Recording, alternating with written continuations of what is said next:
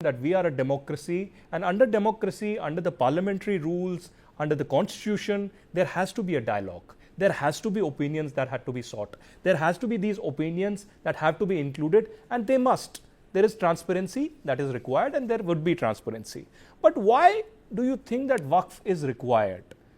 Does Waqf actually have a status in United Arab Emirates or in Indonesia or in Malaysia or in Bangladesh? Why do you think that this should continue and not bring in massive reforms in Waqf in India?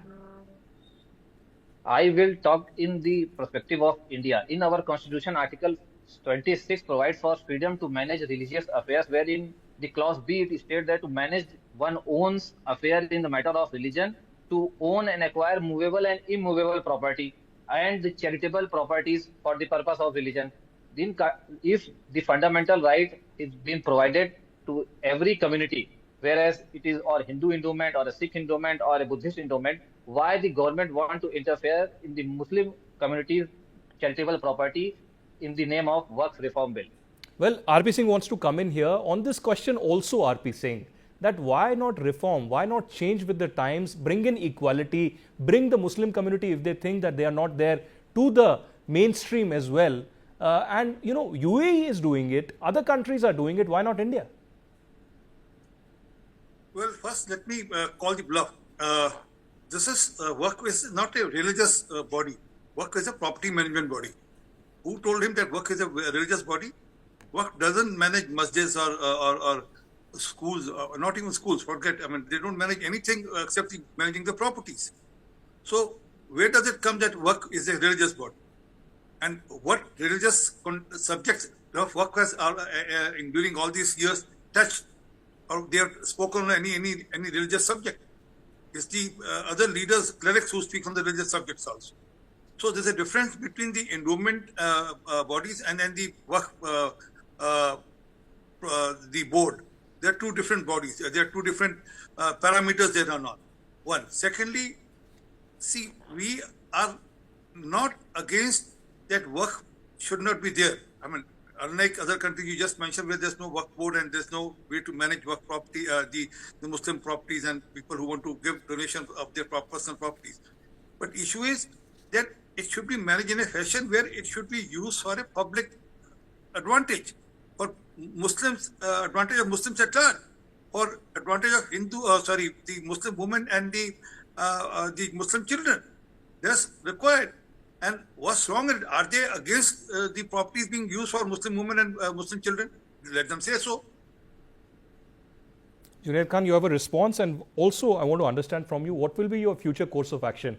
The protest in New Delhi is okay, but what else are you trying to do constitutionally?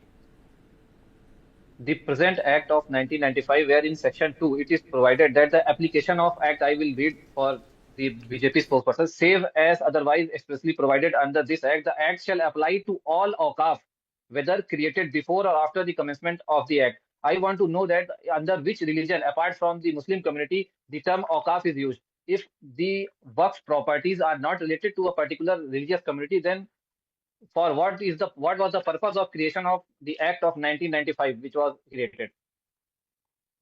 And tell me, going to your second question, where what will be the future course of action? Tell me role of Waqf board in the religious subjects. Tell me the role of Waqf board in religious subjects. Tell me that. Tell me, except managing the properties, how does Waqf board interfere or guide the Muslims on the religious subject? What was the Waqf board's reaction to triple talaq? Give me a second. Hold on now. What was the Waqf board reaction to triple talaq? Was there any reaction by Waqf boards in the country on the triple talaq? Nil. It was only the clerics who were speaking. And then, give me a second, sir. You try to create a demand where there is none. You try to paint something like which is not there. The fact is, just purely a property business which has been run by certain individuals. Now they are in trouble, and then leaders who used to manage all those property business are feeling troubled because they know that now these properties will be used for the betterment of the poor Muslims and the women and the children. and then they will lose that control on the electoral process which happens, and they try to use them as a tool for the electoral objectives.